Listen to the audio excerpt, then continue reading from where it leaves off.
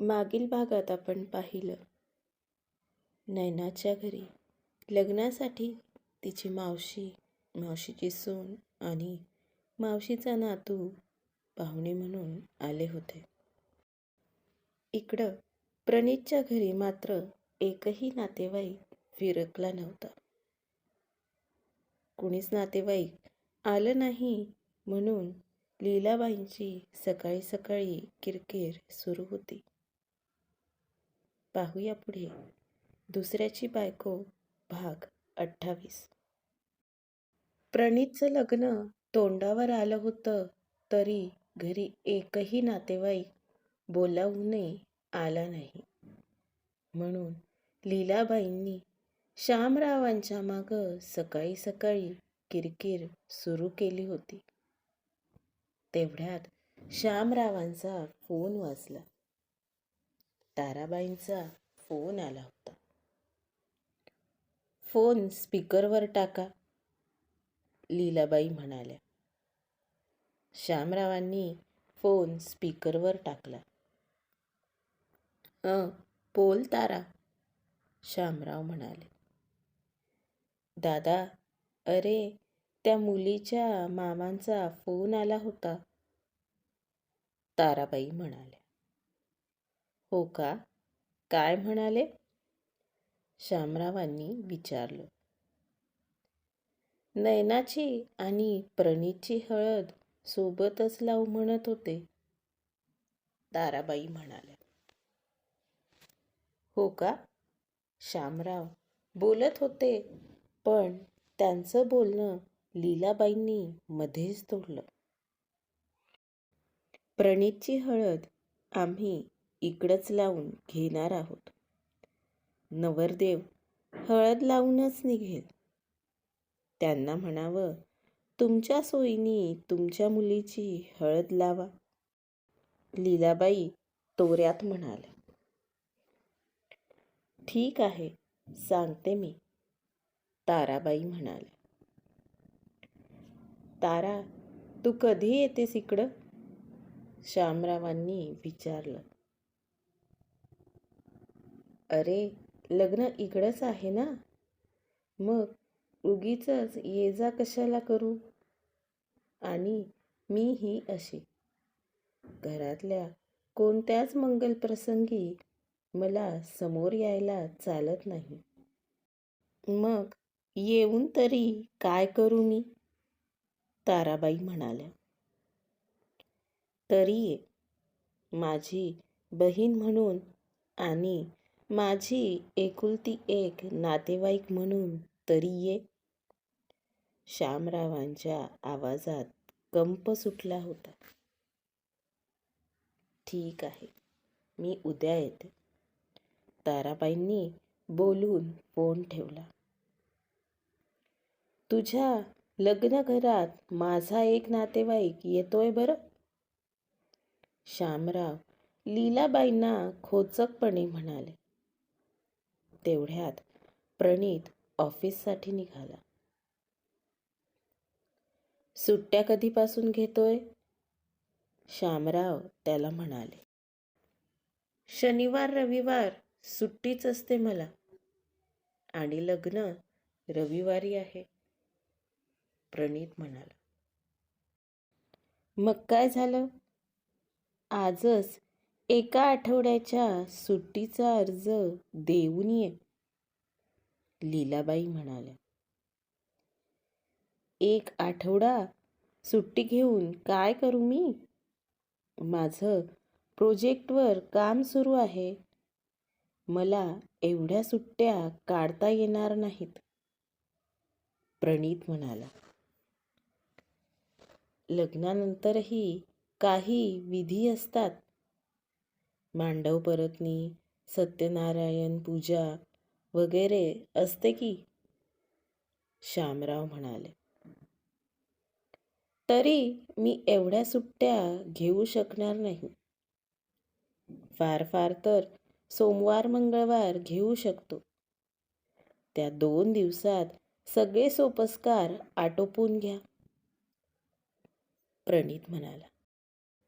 बरं, तुझ्या ऑफिसमधल्या सगळ्या लोकांना लग्नाची पत्रिका दे, लीलाबाई म्हणाल्या. अजिबात नाही. आई, तुला स्पष्टच सांगतोय. मी लग्न करतोय ते तुला सून हवी म्हणून. या घरात ती पोरगी तुमची सून म्हणून येईल, माझी बायको म्हणून नाही. प्रणीतनं पायात बूट चढवला आणि ऑफिसात जायला निघून गेला. झालं का समाधान? की अजून अंगावर रॉकेल ओतून घ्यायचं बाकी आहे? शामराव लीलाबाईंना उद्देशून म्हणाले. लीलाबाई वाकडं तोंड करून निघून गेला. ठरल्याप्रमाणे दुसऱ्या दिवशी ताराबाई घरी आल्या. एवढ्या मानाच्या झाल्या का ग तुम्ही कारट्या? आता बोलावल्याशिवाय येणार पण नाही का? त्या दिवशी तुमच्या घरी येऊन लग्नाची पत्रिका देऊन गेले होते ना? तेव्हा तुमच्या सासवांनाही म्हटलं होतं की मुलींना लवकर पाठवा. तेव्हा तर त्या हो म्हणाल्या होत्या. कॉन्फरन्स कॉलवर लीलाबाई, मीनाक्षी आणि ममता बोलत होत्या. मग तू आम्हाला त्या दिवशी एवढी का बोललीस? अजून तर तुझी सून यायचीच आहे घरात, ममता म्हणाली. जसं काही पहिल्यांदाच बोलले, नाही का? याआधीही बोलले पण तुम्हाला कधी वाईट वाटलं नाही त्याचं. आता मारे त्या सुनेचं पालुपद लावत आहात ते. चुपचाप बॅग भरायची आणि दुपारपर्यंत घरी पोहोचायचं. आणि तुमच्या घरातले कधी येणार आहे? लीलाबाईंनी ममताला आणि मीनाक्षीला दरडावलं. हळदीला येतील, नाहीतर सरळ लग्नाला येतील, मीनाक्षी म्हणाली. येऊ दे, कधी यायचं ते. तुम्ही दोघी दुपारपर्यंत पोहोचा. लीलाबाईंनी ममता आणि मीनाक्षीला घरी बोलावून घेतलं. लग्नाला 4 दिवस बाकी राहिले होते. घरात एक एक विधी करणं सुरू होतं. इकडं सकाळी सकाळी सुमनबाईंनी छानसा स्वयंपाक केला. नयनाला जेवायला छान पाट रांगोळी केली. छानसं ताट वाढलं. मानाच्या थोड्या मुगोड्या, पापड्या, पापड केले. दुपारी गायत्रीनं नयनाचं फेशियल, ब्लीच वगैरे करून दिलं. हातपाय स्वच्छ करून नखांना चांगला आकार देऊन त्यावर नेल पॉलिश लावून दिली. पाठीवर रुळणारे लांब सडक केस थोडेसे कापून त्यांना एका आकारात आणलं. एवढा बदल केल्यानं नयनाच्या रूपात चांगलाच बदल झाला होता. आता बघ कशी दिसते. कुण्या हडळीची नजर नको लागायला. सुमन मावशीनं संगीता मामीकडं बघत नयनाच्या चेहऱ्यावरून हात फिरवत कानशिलावर आपली बोटं मोडली.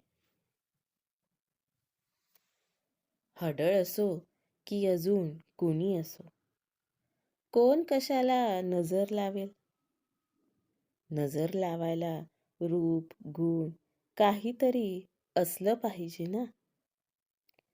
मामीनं पण पलटून उत्तर दिलंच.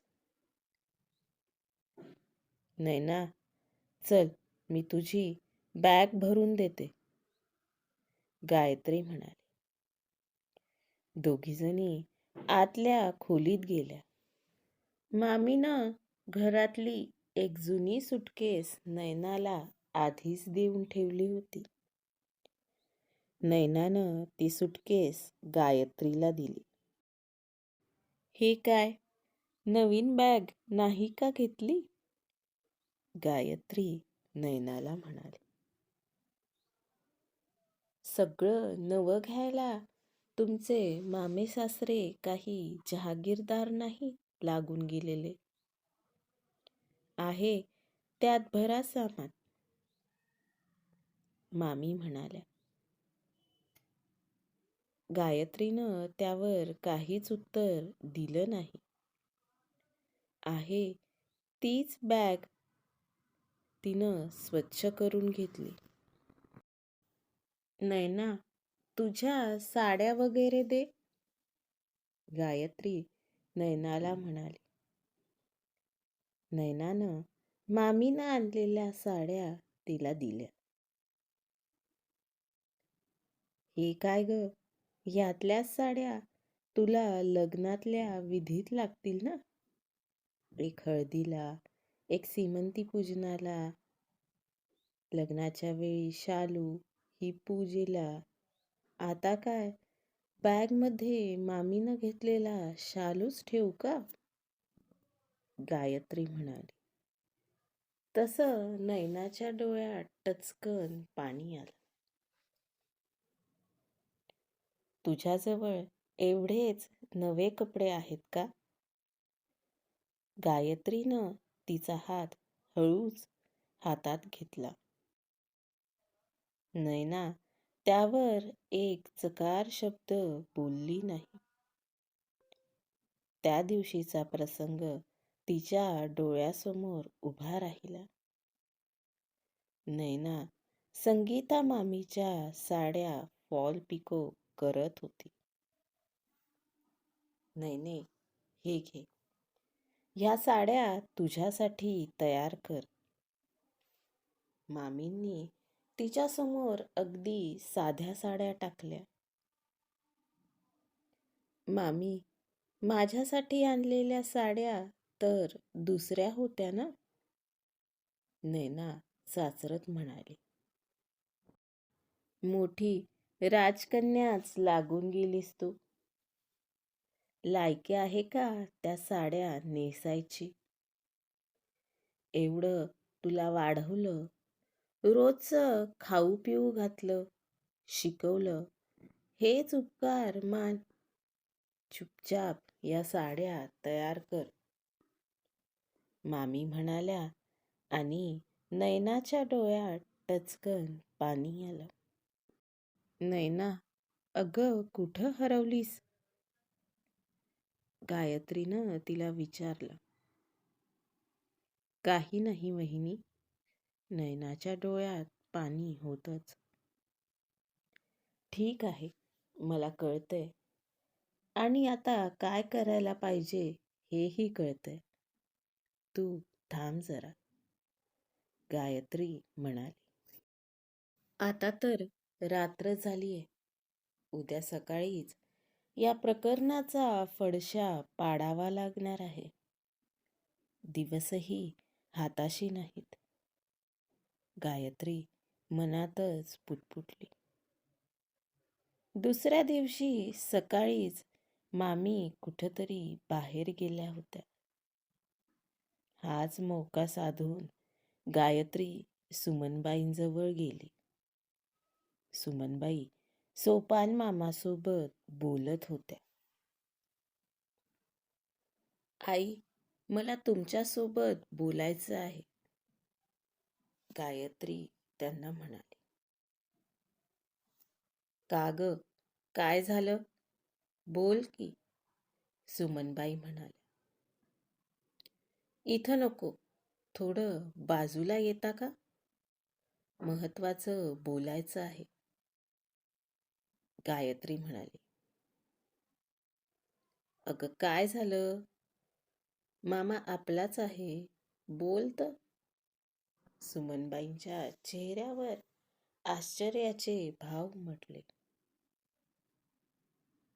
अहो आई, थोडं महत्वाचं आहे. प्लीज या तर आत, गायत्री म्हणाली. आणि सुमनबाई तिच्यासोबत आतल्या खोलीत गेल्या. काय होईल पुढे पाहूया पुढच्या भागात. आजचा भाग कसा वाटला कमेंट करून नक्की सांगा. आणि पुढच्या भागांच्या अपडेटसाठी चॅनलला सबस्क्राईब करायला विसरू नका. धन्यवाद.